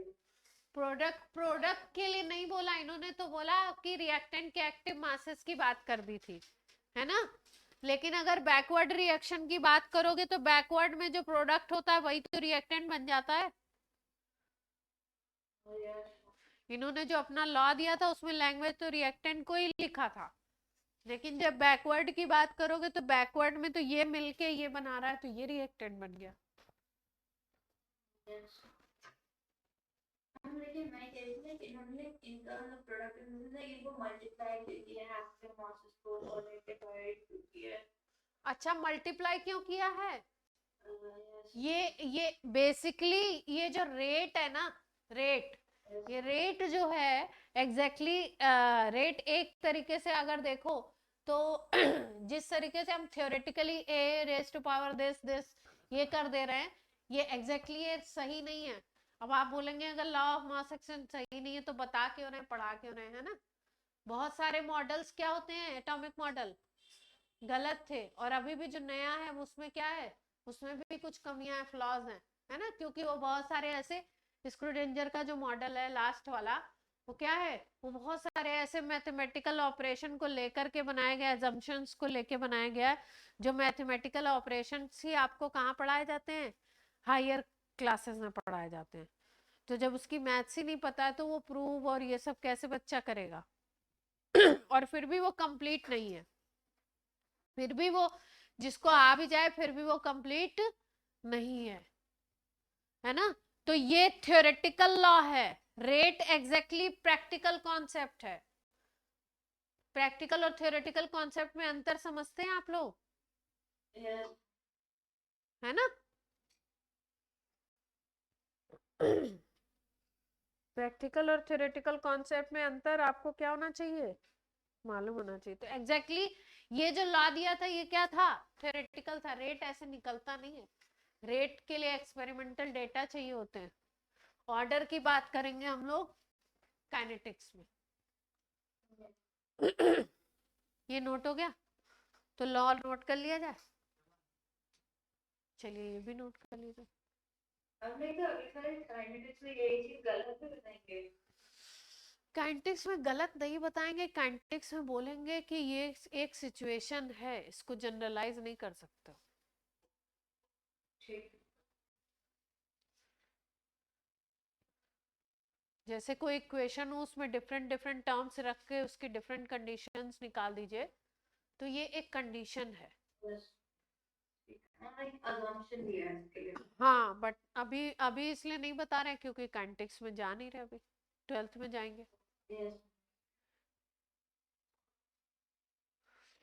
अभी काइनेटिक्स बताने का मतलब है काइनेटिक्स या तो ढंग से बताई जाए, टच करके भागेंगे तो बाउंस हो जाएगी।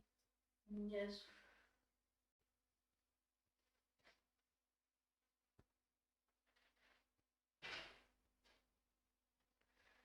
ठीक है बात। इक्विलिब्रियम कांस्टेंट की बात समझ में आ गई? कैसी? बादल जी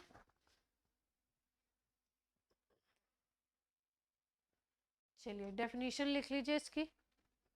लॉ की डेफिनेशन तो लिखनी पड़ेगी ना, थोड़ी सी लिख लो, छोटू सी लिखवाएंगे।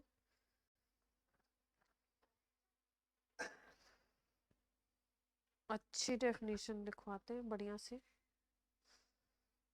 सस्ती सुंदर टिकाऊ।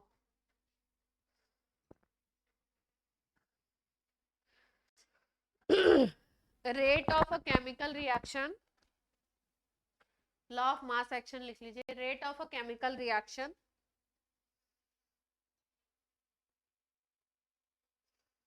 is directly proportional to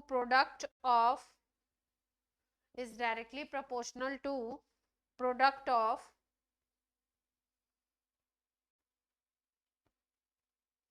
molar concentration of reactants.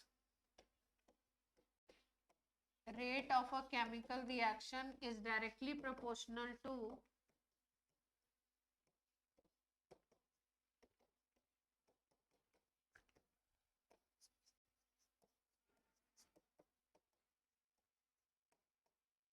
product of molar concentration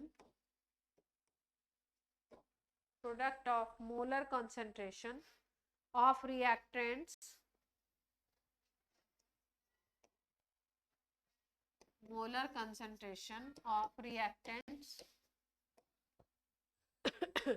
with each term raised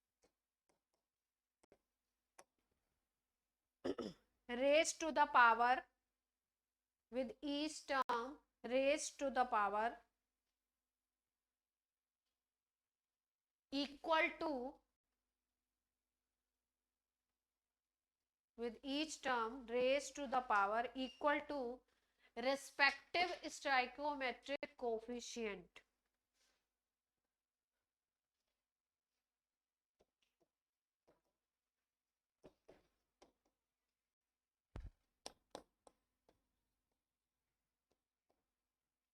Raised to the power equal to respective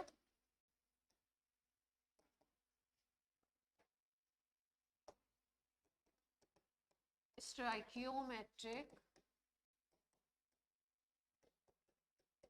coefficients.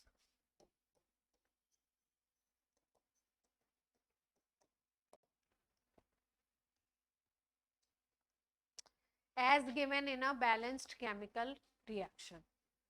As given in a balanced chemical reaction.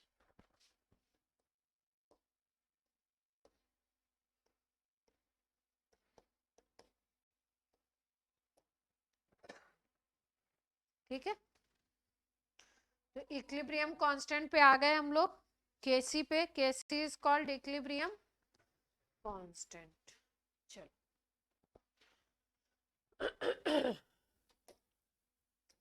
Note हो गया हो तो बता दीजिए। हो गया?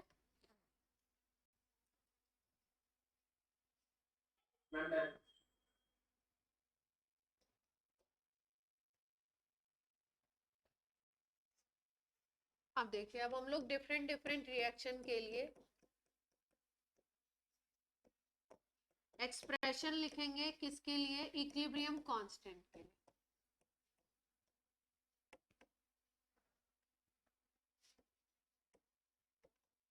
केसी लिखना है हमको। किसके लिए? डिफरेंट डिफरेंट रिएक्शंस के। अब देखो ध्यान से, पिछली इक्वेशन में ही अगर हम देखें ध्यान से, तो केसी आपने क्या लिखा था? केसी इज इक्वल टू था प्रोडक्ट की कॉन्सेंट्रेशन का मल्टीप्लीकेशन, उसमें जो स्टाइकोमेट्रिक कोफिशिएंट थे वो पावर में आ गए थे, और नीचे क्या आ गया था? रिएक्टेंट आ गया था। इसका मतलब यहाँ पे आप कह सकते हो कि ऊपर था प्रोडक्ट और यहाँ पे क्या था? स्टाइकोमेट्रिक कोफिशिएंट थे इसके, और नीचे क्या था? रिएक्टेंट्स थे और उनके स्टाइकोमेट्रिक कोफिशिएंट थे। तो अगर आपको कोई रिएक्शन दी हो तो आप उसके लिए लिख सकते हो केसी का एक्सप्रेशन इसी वे में। एक मैं लिख के बताती हूँ, फिर बाकी आप लोग बताएंगे। तो अपने को मोटी मोटी बात क्या समझ में आई कि अगर केसी लिखना है तो ऊपर प्रोडक्ट आएगा, नीचे क्या आ जाएगा? रिएक्टेंट आ जाएगा। जैसे मान लीजिए एक एग्जांपल लेते हैं, N2 + 3H2 ये बनाता है 2NH3। बैलेंस इक्वेशन है, हमने देख लिया। इसके लिए हमें लिखना है KC। क्या लिखना है? KC। तो आपको पता है प्रोडक्ट, यहाँ पे कुछ नहीं लिखा हुआ, इसका मतलब स्टाइकोमेट्रिक कोफिशिएंट 1 है, यहाँ पे 3 है और यहाँ पे क्या है? 2। तो कंसंट्रेशन या एक्टिव मास अगर किसी का लिखना होता है तो उसको हम कैसे लिखते हैं? उसको ब्रैकेट में लिख देते हैं। जैसे अभी हमने ABC लिखा था, वैसे ही हम क्या लिखेंगे? अब NH3 लिखेंगे, H2 लिखेंगे और N2 लिखेंगे। तो प्रोडक्ट तो अमोनिया है, तो ऊपर क्या आ जाएगा? प्रोडक्ट की कंसंट्रेशन का स्क्वायर। नीचे क्योंकि प्रोडक्ट एक ही है तो मल्टीप्लिकेशन में कुछ आया नहीं, यहाँ पे क्या आ गया? N2 का पावर 1 हो गया, multiplied by H2 raise to power 3। किसी को कोई दिक्कत? नोट कर लीजिए। No ma'am. सिंपल सी बात है बिल्कुल।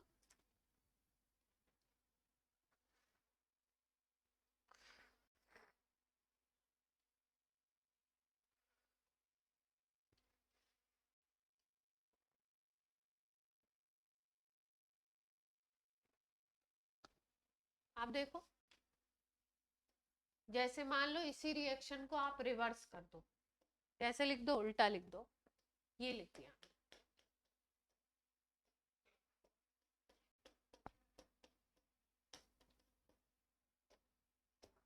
तब केसी क्या बन जाएगा इस रिएक्शन के लिए? अगर केसी डैश लिखें इसको तो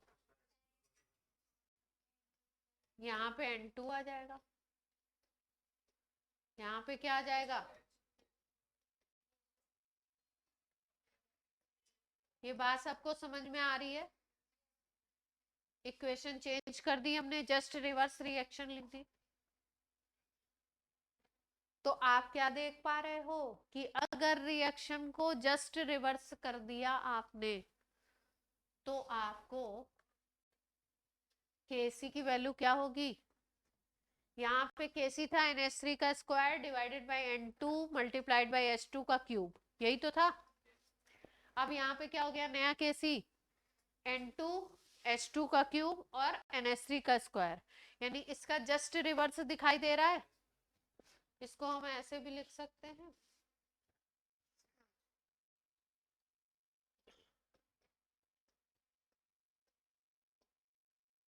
इसको ऐसे भी तो लिख सकते हैं।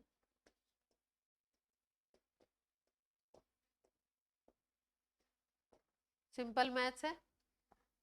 अब ये वैल्यू क्या है? पहले वाला केसी है, तो इसका मतलब आप ऐसे भी लिख सकते हो। यहाँ से हमें क्या चीज मिल गई कि जो नया केसी है वो क्या है? पहले वाले केसी का रिवर्स, इनवर्स।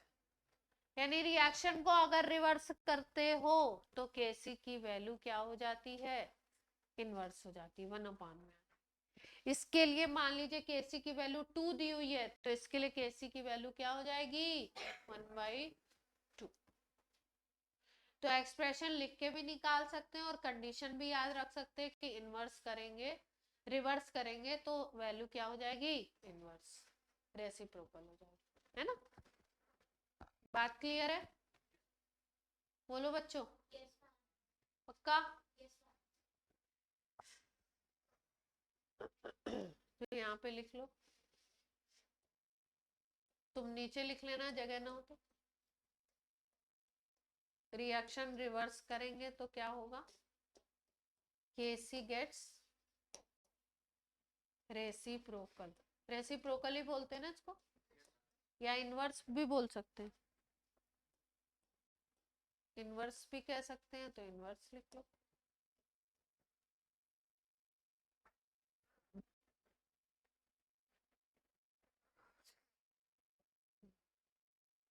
सबको क्लियर है ये पॉइंट। अब पूरी इक्वेशन, कोई इक्वेशन लेंगे, उसके लिए केसी लिखेंगे और फिर उसके बाद उसको हाफ करेंगे, तो देखेंगे नए केसी की वैल्यू क्या होती है। हमारी मर्जी है,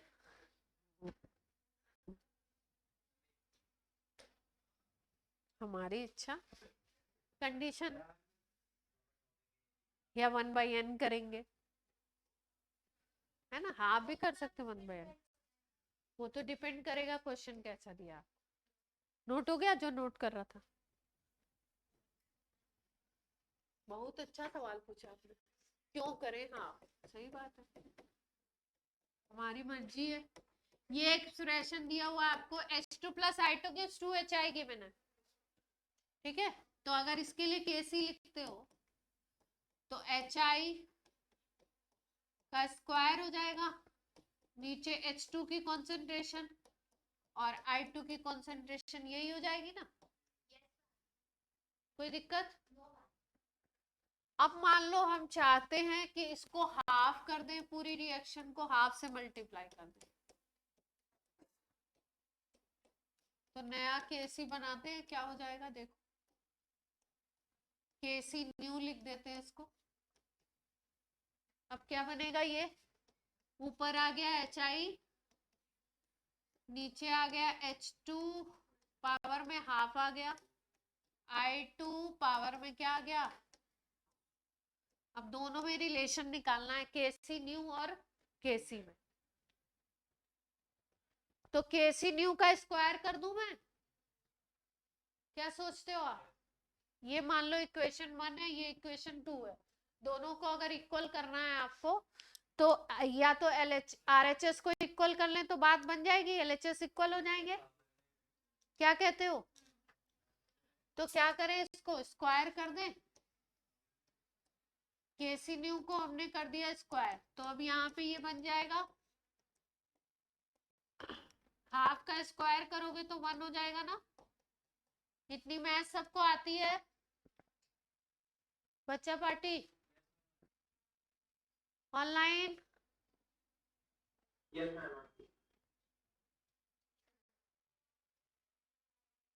ये स्टेप सबको क्लियर है। हम क्या करना चाहते थे, आरएचएस को इक्वल करके दोनों में रिलेशन निकालना चाहते, तो आरएचएस को इक्वल करने के लिए यहाँ पे इस पूरे को क्या कर दिया, स्क्वायर कर दिया, तो लेफ्ट हैंड का भी स्क्वायर करना पड़ा। अब आरएचएस इक्वल है क्योंकि, तो एलएचएस भी क्या होगा, इक्वल हो जाएगा। आरएचएस क्या है, इक्वल हो गए, तो एलएचएस भी क्या हो जाएंगे, इक्वल हो जाएंगे। इसका मतलब केसी इज इक्वल टू क्या आ गया, केसी न्यू का स्क्वायर, तो नया केसी न्यू क्या हो गया, केसी न्यू आ जाएगा आपका रूट ऑफ केसी। क्लियर है बात। फर्स्ट इक्वेशन के लिए केसी अगर 2 है तो दूसरे वाले के लिए √2।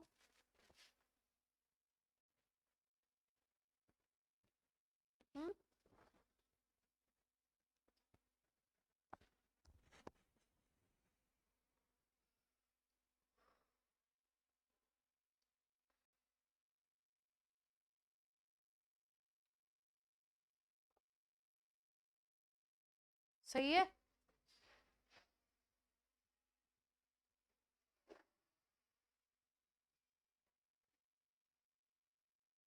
अभी क्या करा था हमने, हाफ किया था, हाफ किया तो क्या हो गया, √2 हो गया।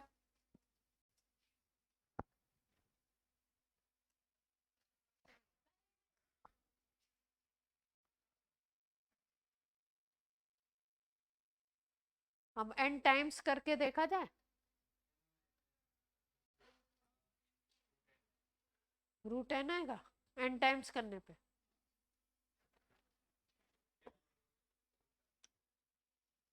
जितने टाइम्स करेंगे उतना रूट आ जाएगा। तो यहाँ पे तो हाफ किया था, रूट कैसे आ गया था,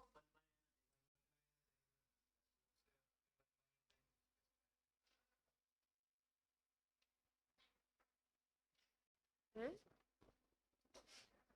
क्या बता रहे हो तुम, मुझे लग रहा है थोड़ा सा उल्टा बता रहे हो। ठीक है,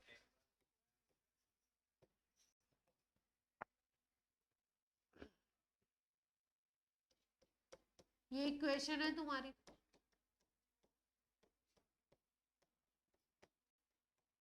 ठीक है।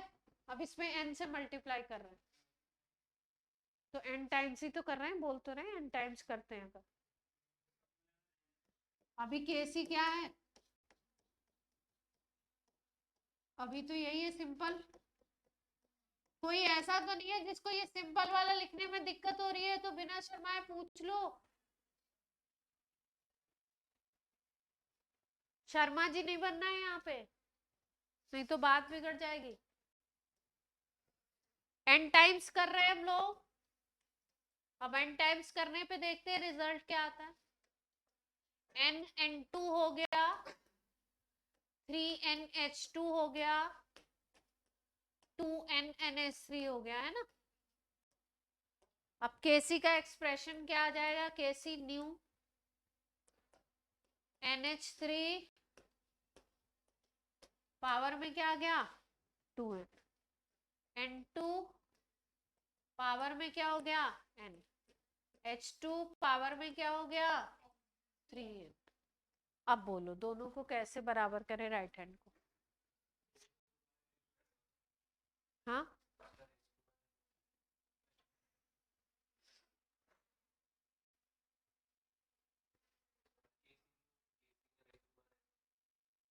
पक्का।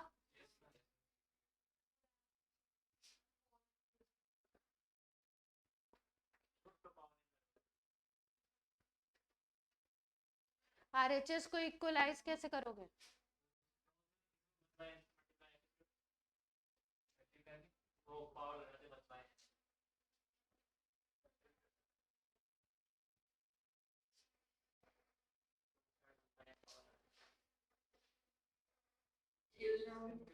जी आपको केसी न्यू और केसी में रिलेशन निकालना है। यहाँ पे इन लोगों को इतनी मैथ्स आती कि डायरेक्टली रिलेशन बता रहे हैं, अब किसी को नहीं आती है तो आरएचएस को इक्वल करना पड़ेगा, जो तरीका मुझे आता है। तो कैसे करेंगे वो आप बताएंगे, कैसे करें इक्वल। आज कह रहे हैं मैम इक्वल कर दीजिए, तो कैसे करें, वही तो मैं आपसे पूछ रही हूँ।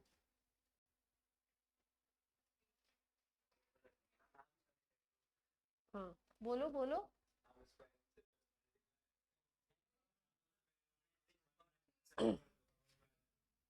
केसी का पावर n कर दें, यानी इस पूरी इक्वेशन को क्यूब कर दें, n कर दें, है ना, क्यूब नहीं n, तब बन जाएगा अपना पक्का। और अगर इसको 1/n कर दें तो भी बन जाएगा, है ना। तो हमको जो इजी लगेगा हम वही करेंगे। तो यहाँ पे हम क्या करना चाह रहे हैं,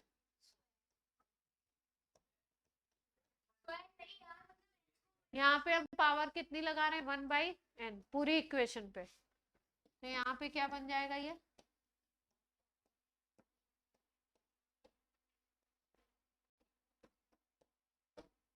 मैथ्स आप लोग को ज्यादा आती है, कुछ गलत हो रहा हो तो बता दीजिएगा। हाँ बोलिए।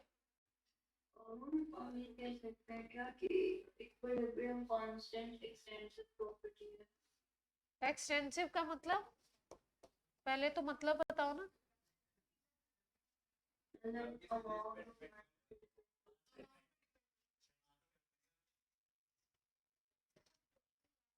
अब ये बन गया। हाँ अभी सोचते हैं गार्गिस पॉइंट के बारे में। ये बताओ बना कि नहीं बना? क्या बना? ये बन गया। ये आपस में बात ना करें, जिस तरीके से मैं बता रही हूँ आप उस तरीके से कर लें। अब तुमको अगर इजी वाला वो वाला इजी लगता है तो वो वाला कर लो। मेरे अकॉर्डिंग तो ये इजी है ना? तो अब ये बन गया ना, लेफ्ट हैंड साइड को अब इक्वल कर दें तो क्या एक्सप्रेशन आ गया हमारा इन दोनों को लेकर के?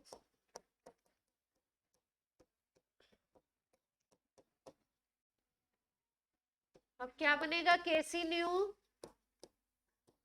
रूट में आ जाएगा क्या? ये ऐसा ये पॉइंट क्लियर है बच्चों को? दोनों इक्वेशन को यूज करके हमने क्या करा?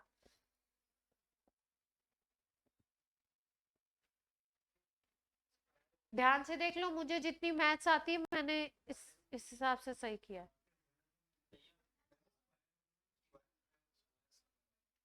वन बाई एन को दूसरी तरफ ले जाओगे तो क्या बनेगा?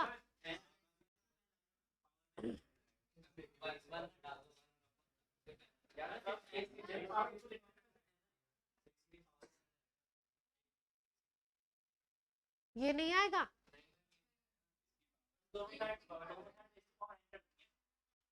पता नहीं क्या तुम लोग नई मैथ्स बता रहे हो, हमें तो ये वाली मैथ्स आती नहीं।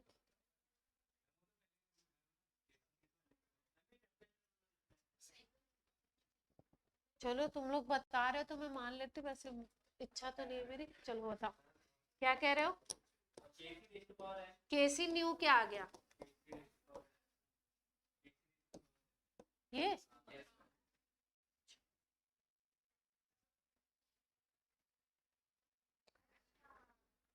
ओ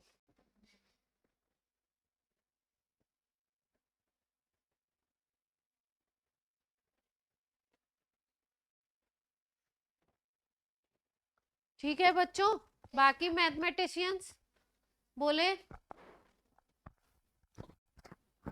अथर्व श्रीवास्तव, अथर्व कैसे आ जा रही है? हाँ बिल्कुल आ रही है। एक्सप्रेशन सही लिखा है हम लोगों ने।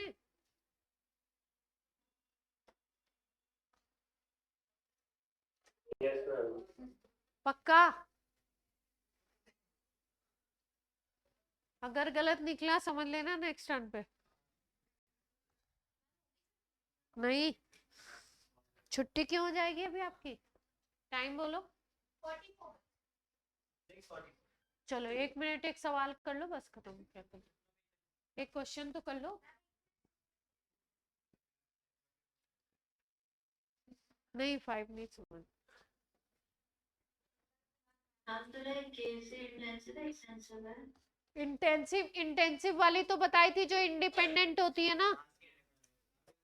तो लाइक एक्सटेंसिव हो जाएगी ना?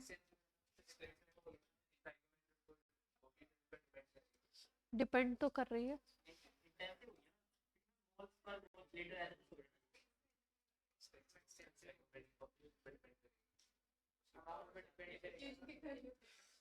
अमाउंट पे डिपेंड तो कर ही रही है ना। हाँ हाँ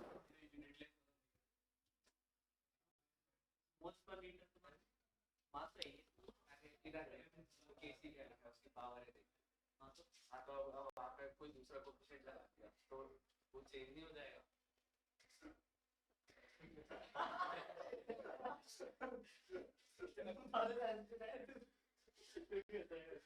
नहीं वो दूसरी बात, बादल दूसरी बात कह रहा है। वो बोल रहा है अब उसको समझ नहीं आया तो वो बोलने लगा सही बात है। चलो एक क्वेश्चन कर लो इस पे। बादल को समझ में नहीं आया तो बादल बोलने लगा सही बात है सही बात है। वो कुछ और पूछ रहा था, तुम लोगों ने उसको डाइवर्ट कर दिया।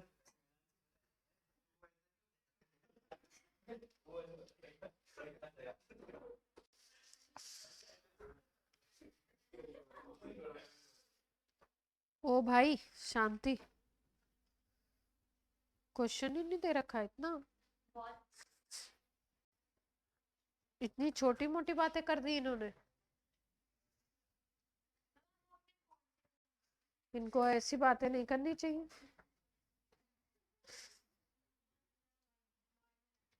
चलो लिखो। अरे इतना इजी सवाल कौन कराएगा।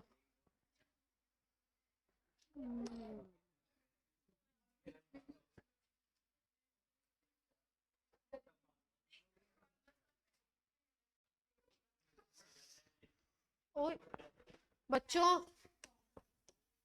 शांति, सवाल करें, शोर न मचाएं।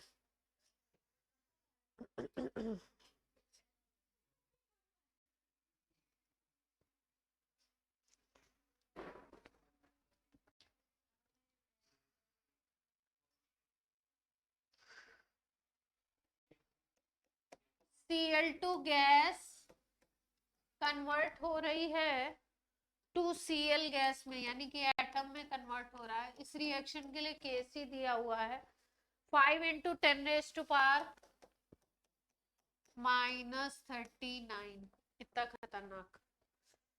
दूसरी रिएक्शन है Cl2 गैस प्लस NO उसके साथ रिएक्ट कर रहा है और बनाता है NOCl, नाइट्रोसिल क्लोराइड बोलेंगे। NOCl बनाता है। इसके लिए Kc गिवन है इस रिएक्शन के लिए 3.7 × 10⁸ तीसरा रिएक्शन है Cl2 गैस प्लस 2NO,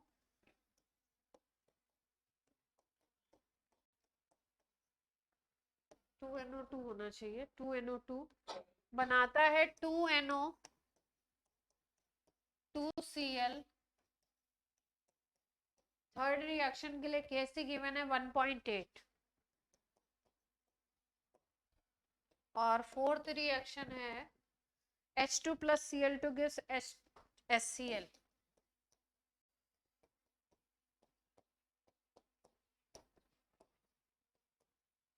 इसके लिए Kc आपका गिवन है 4 × 10⁻31, ठीक है।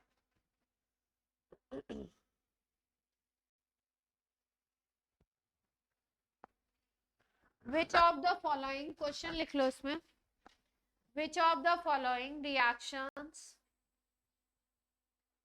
will have appreciate concentration, which of the following reaction will have appreciate concentration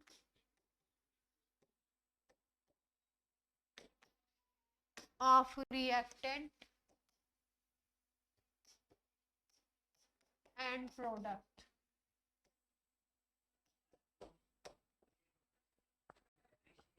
appreciate word क्यों दिया हुआ है? हाँ ये बात, इतनी तगड़ी वाली मिस्टेक कर रहे हैं सवाल में।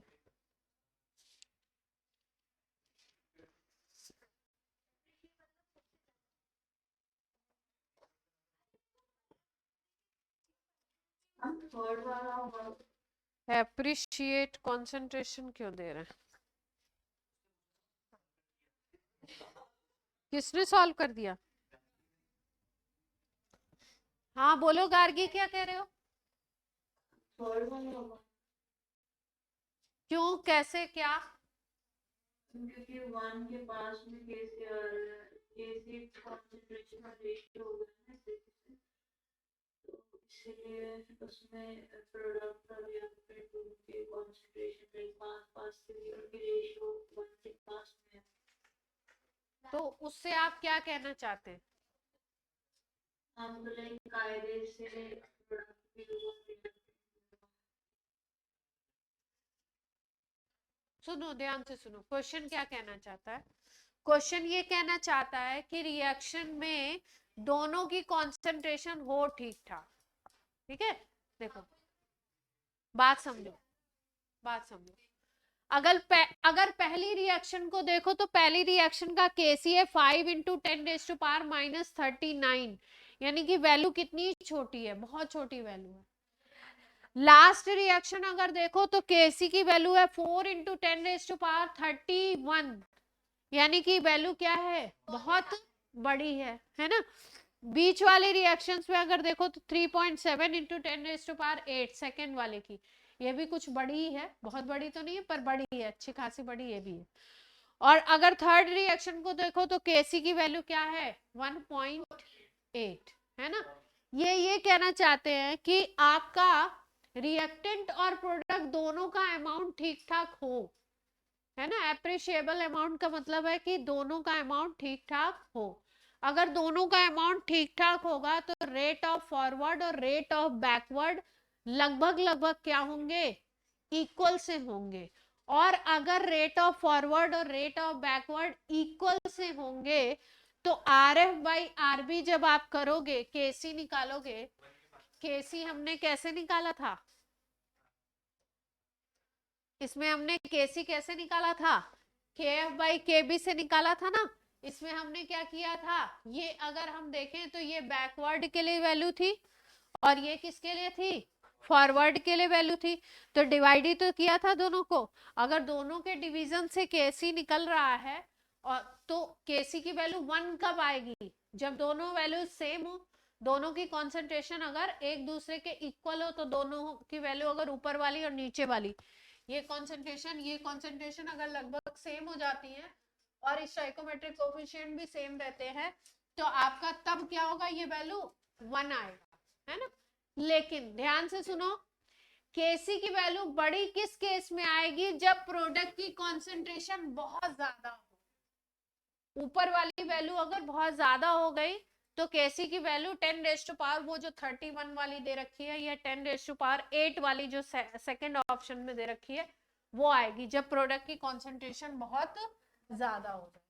अगर रिएक्टेंट की कॉन्सेंट्रेशन प्रोडक्ट से बहुत ज्यादा हो जाएगी तो नीचे वाली वैल्यू बड़ी हो जाएगी। नीचे की वैल्यू अगर बहुत बड़ी होगी तो ओवरऑल में वैल्यू क्या आएगा, छोटा आएगा, है ना। जैसा कि आपका पहले ऑप्शन में है -39 करके। तो एप्रिशिएबल वर्ड का मतलब ये है कि दोनों का अमाउंट लगभग क्या हो, सेम सा हो। तो सेम सा, इसमें 1 वाली कंडीशन तो कोई ऑप्शन दिख नहीं रहा है। जो आपको ऑप्शन है उसके हिसाब से आपको क्या चेक करना पड़ता है, आंसर सेलेक्ट करना पड़ता है। तो यहाँ पे अगर देखो तो इसमें बहुत छोटा आ रहा है, इसका मतलब क्या है कि रिएक्टेंट बहुत ज्यादा है प्रोडक्ट से, है ना, तभी तो बहुत छोटा आ रहा है, रिएक्टेंट बहुत ज्यादा है। दूसरे में इसमें बहुत बड़ा आ रहा है, तो इसका क्या मतलब है, प्रोडक्ट बहुत ज्यादा है किससे, रिएक्टेंट से। इसमें अगर देखो तो इसमें भी प्रोडक्ट ज्यादा होगा रिएक्टेंट से, है ना। यहाँ पे क्या वैल्यू आ रही है, 1.8 आ रही है।